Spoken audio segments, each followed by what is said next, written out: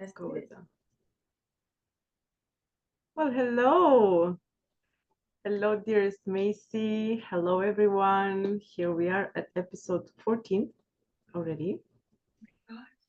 And in this episode, we were inspired to start tackling and addressing the question, what is the ego? So I will let my wonderful Macy start us up with what she considers the ego to be. And then we'll take it from there.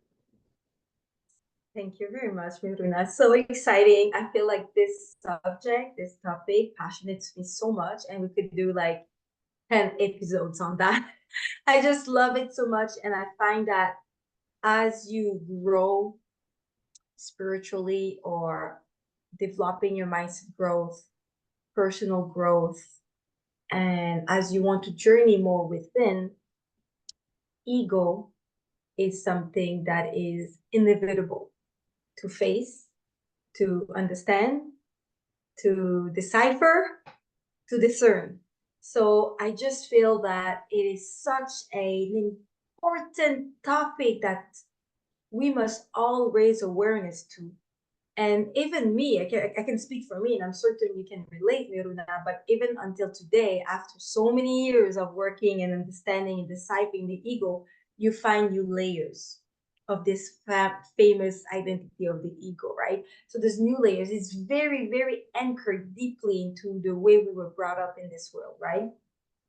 So for me, the way I would describe the ego to start off is an identity, a form of identity that actually creates separation from your true self, self with a big S, higher self, if you want to call it like that, or higher consciousness, and that is limited, right? That is focused on the physicality of things, of the self-importance. So it is yesterday I was listening to Eckhart Tolle, and he was talking about just the moment, the present moment, how to become a bit more self-aware. And we were talking about different questions, and he brought up the ego because it comes back. And he talked about the ego like a fictive identity. It's fictive, right? A programmed identity. So it's something that, you know, when we say, I am like that, or I am this type of person, or I have the tendency, I have those parents, I am, let's say, coming from this country, you know? So it's a form of identity because you identify with a type of personality, with a type of group ethnicity you're part, with a type of where you grew up in terms of culture. So this is a form of identity. The ego is an identity that you identify with, and that comes from a small self. Why do I call that the small self? Because the ego needs to feel that they are righteous. There's so many things I want to touch topic with, but I'm trying to keep it clear. So they want to feel that they are right and self-righteous. So they will have the tendency, I'm talking about the ego identity, to create opposing parties, right? So they're the bad people. I'm the good one. I did nothing wrong. I am a victim out of X or Y situation, right? We're thinking into ourselves. We're self-centered. That's why we call that egocentric, the term, right? When we say, oh, this person is such an egocentric maniac, for example.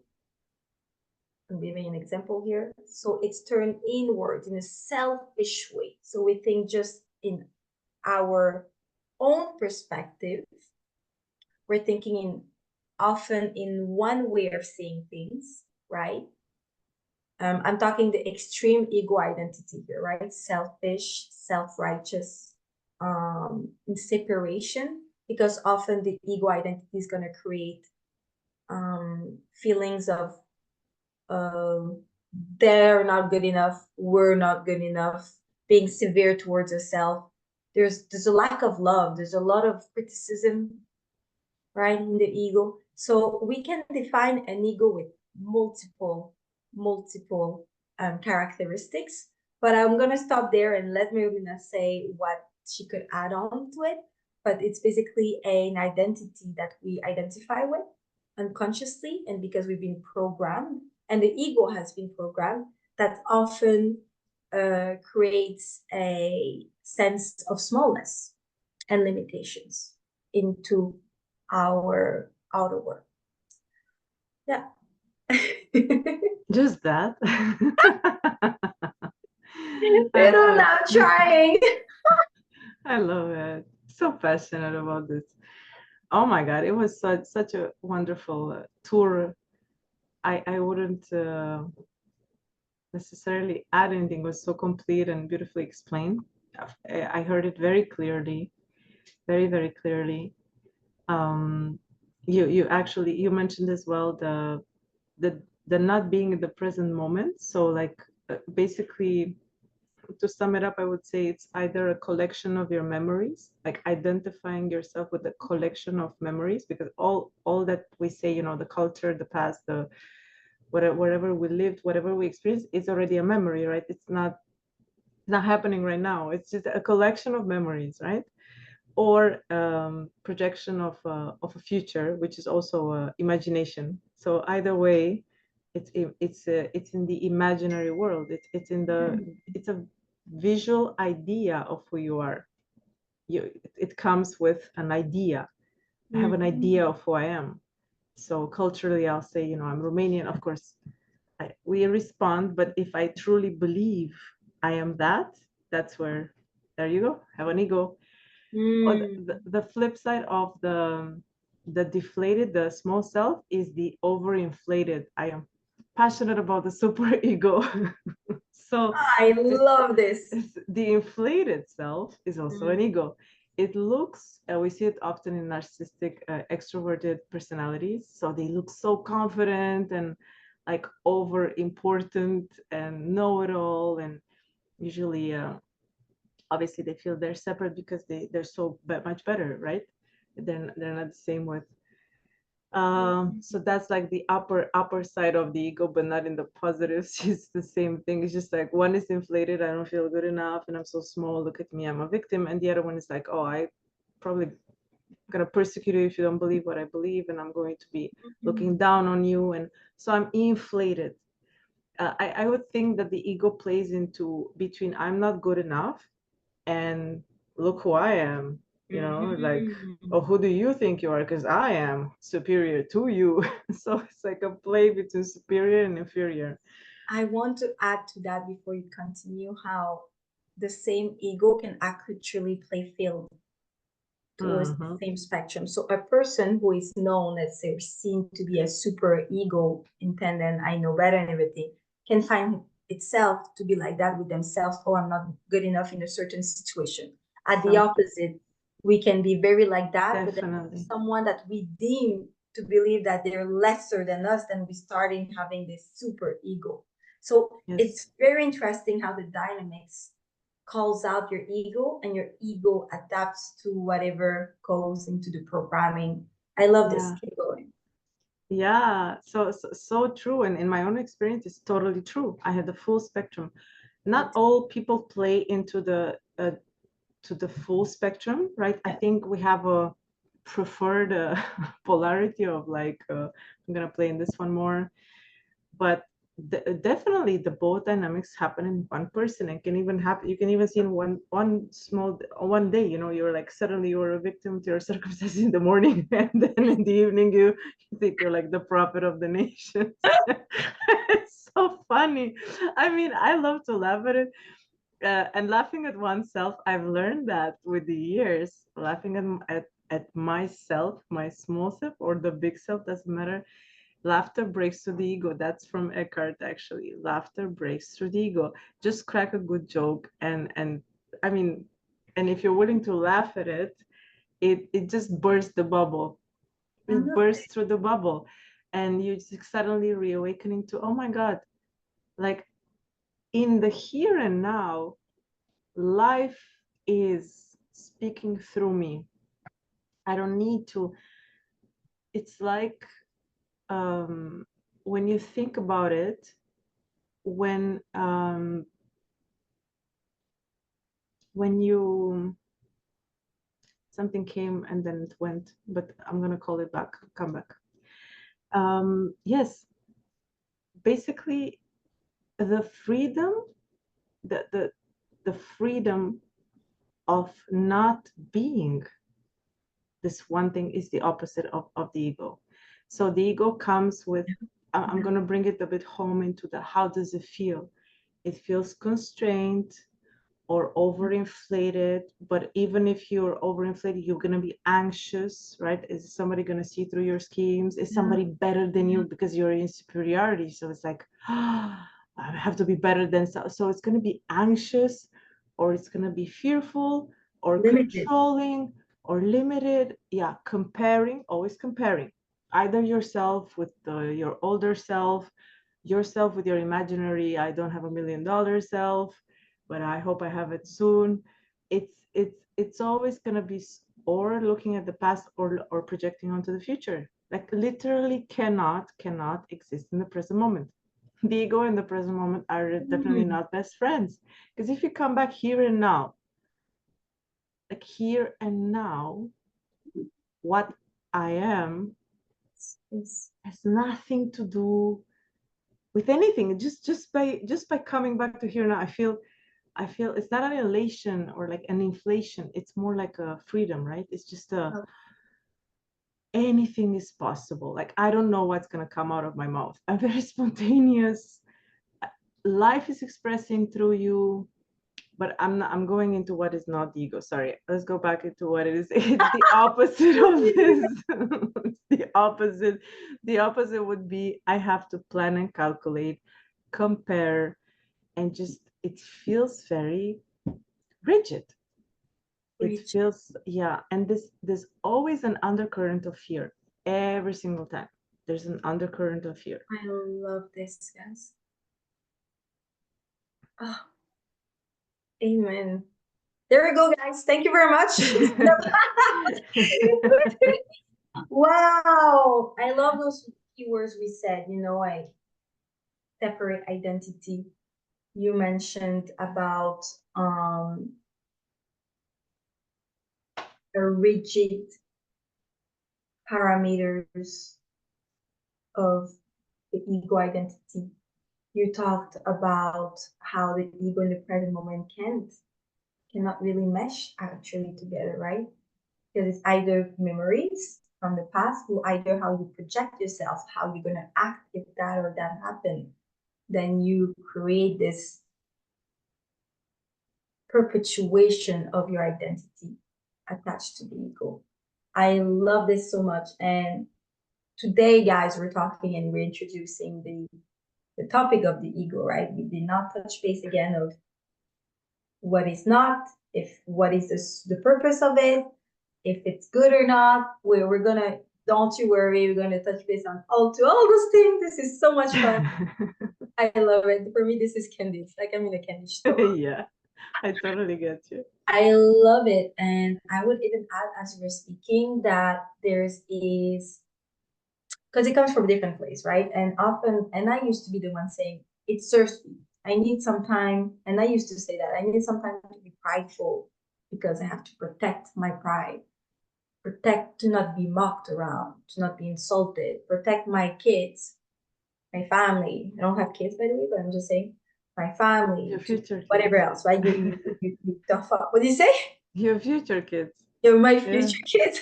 Imagination works for the ego as well. Imagination. It's in the mind anyway. Creation on mind. So, it's like I have to protect my nation, if you want to take it in a macro view, right? And once again, we're not touching base what serves or what doesn't serve, but there's an attachment. I hear that as we speak, there's an attachment to the identity. Earlier you said, well, I'm Romanian, right? Are you? Yeah, okay, Romanian. I'm like, did I say it right? But in the same time, you know that you're not attached to be labeled as a Romanian. You say that because we're living in society. Oh yeah, where are you from? I'm there, but there's no like attachment or pride, like, yes, I am from this country and I am proudly Romanian and I identify as all the culture from the, you know what I mean? We're still using the ego in everyday life. I don't want to touch too much into that. However, when it becomes hurtful and disaligned is where there's an over attachment. Either it's a super ego, the lower self ego, whatever spectrum you are in during your day and your season, there's an attachment to it. That means if you're not this ego identity, then you're not. That's what goes in the mind of people, right? If I'm not from Romania, if my name is not Macy, if I'm not from there, if I don't say that I've had all those past experiences professionally speaking, if I don't say what's my role and my positioning and my salary, then I'm nothing. Right? And that's where it becomes very tricky and heavy, like you said, because not only there's a rigidity, but there's a limit. It's rigid, it's limit. You're part of a box that you're self-imposing. I am da da da da da da da. I don't do da da da da da da. Personality, right? We talked about it. Right? What goes beyond that at that moment? And that self-limitations, that's what creates everything we mentioned about anxiety, the stress, taking it personal, be offended, all the negative emotions we're saying, because we are attaching ourselves to this ego identity. Thus, when someone is in disagreement with this ego identity or conflicting with this identity, well, you conflict against that. You go against that. We're into a confrontation. And I love what you said about that fear is always underlying it. So this ego is inflated, looks strong to the image of others, but in actuality, it's very, very weak. Yeah, scared. It has no foundation. It's all pretenses. Yeah. I'm not saying, you can still have an ego and then eventually grow in an aligned way and still use that to advantage. And we're going to talk about it in next episodes. But if you just mesh with the ego and you identify with it, there will be no foundations to it. Because the more you want to prove yourself, the more you want to look strong, the more you are bothered by other things and external factors, the more that showcases that there is a shaky foundation. Yeah, definitely. Definitely. I absolutely love your description, and it's so speaking to, I would say, the experience of all of us, especially when we were discovering the ego, and it's a mistaken case of identity. So basically, I personally fought against it when I discovered, right, that I have an ego. And what is the ego? I would fight against it so much. I wanted to just kill. I would, die, the spiritual death. Just die already. It's like I did not comprehend. I had to experiment the integration. So it's when you're integrated and you know who you are. That's why I say it's a mistaken case of identity. When you know who you are, which is a spiritual being inside of a temple, which is supported by, capacity to think and the body, then you breathe. You're like, oh my God. So the pressure is off. Oh, okay. Like I don't have to fight with, no, I'm not really Romanian. You see, I'm like a stardust and like, it's fine. I can accept concepts or the image, the outer image that people see. And we see a lot of confused identity in our society in 2024.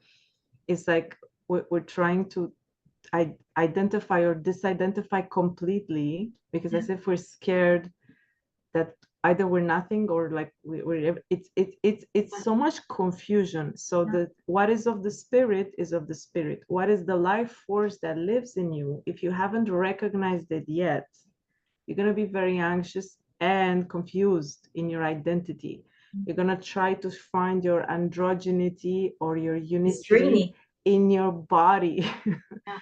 In your identification with what I see is what I am, which is a great case of confusion. What you see is definitely not what you are. Is the image of the projection of the body, that you have, and actually how you see yourself and how others see yourself is not the same. And then, yeah, basically we come to peace with we come to peace into going beyond the ego. I cannot wait. Also, it's not time yet. I'm going, okay, come back, it's too quick. Don't do it. Going beyond, I could, okay, but just the title, going beyond the ego. Oh, we're not there yet. Episode 14. Okay, come back. You were ready for this title, Mike. You were like writing it every time, like, not yet, Miruna, not yet. Calm down, come back in the present moment. But and which is such a beautiful present moment. I would just recommend that as we observe that there is an ego, to be conscious of what is also beyond that. Not fight with it, not judge it to be bad. Obviously, it serves a purpose, and actually forming oneself with an ego is a part of the human experience. We're supposed to be formed as I, children beyond before the age of 2 speak of themselves in the third person. It's so adorable. They say like, Julie feels sad. They don't say I feel sad. So they haven't identified yet. They haven't locked in. They observe the world with the curious eyes and the loving selves, just like, oh my God, it's flowing. So mommy and daddy and Julie, and then it becomes, this is my toy, which is a part of the journey. And it's amazing. We're forming ourselves to be, and formatting. We're being formatted everywhere, in everywhere, in school, in classical schools. And then surprise, who we told you are is not really who you are. It's supporting your life. It's like your temple. It's nothing wrong with it. But if you want to awaken and get out of the illusion, there's more. So let's see what you are, right? Let's go beyond. So it's just a beautiful journey. I mean, sometimes it's painful, and yeah, we can cry. Okay, let's not put it so. It's a beautiful journey with butterflies.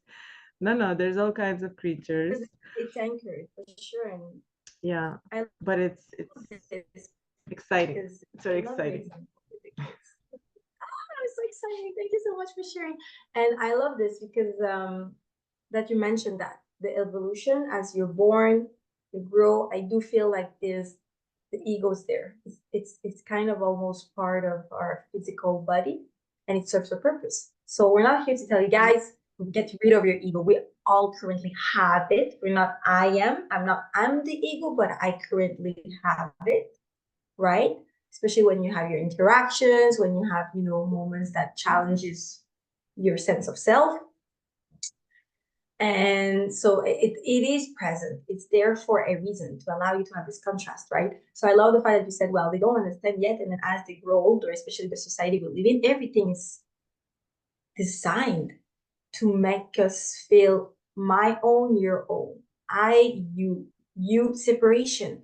And everything is designed this way. Not just at school, I'm taking a individuality, one portion for me, taking care of your body. It's anyway, I just got this flash and it's very interesting. And thus it is, we all have it, guys. It's just a question, and we talked about the previous topic of just bringing awareness to. And I think that's why when we talked about awareness, we talked about the ego. Because as you bring yourself into this self-awareness, you bring awareness to the ego. It's inevitable, so I love everything we have exchanged and shared here. I cannot wait for us to dive deeper.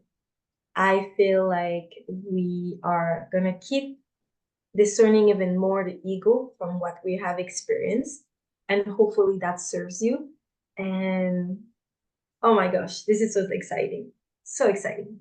So I feel like the next episode, what do you feel that would be pertinent? Would you like to go beyond the ego, or would you like to talk about what is the purpose of an ego? Definitely let's stay on it. I know I was quickly going beyond, but I think it's so much worse to exemplify, to go into examples, because we both love so much concrete things, like actual Yes. experience. The more we share actual experiences of either inflation or deflation, doesn't matter.